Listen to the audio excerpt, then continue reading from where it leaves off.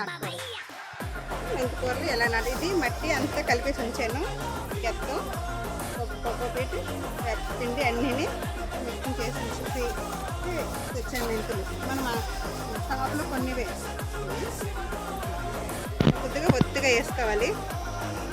ఒత్తిగా వేసుకుంటే అంటే నారు పడిపోకుండా ఉంటుంది. ఇది మొక్క లేదా ఒత్తి తక్కువంటే సన్నగా ఉంటుంది కదా, ఒలిగిపోతుంది. నీళ్ళు వేసేటప్పుడు పోతుంటాయి.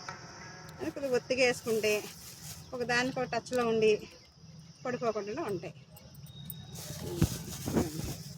ఇది పైన ఇలాగా వేసేద్దాం. పలపలాసగా ఎక్కువ ఇలాగ కోకోపీట్ అంతా కప్పేసాను కదండి గింజల్ని. జస్ట్ ఇలా చిలక ఇది ఒక 3 రోజులకి మొలకలు వచ్చేస్తాయి పైకి.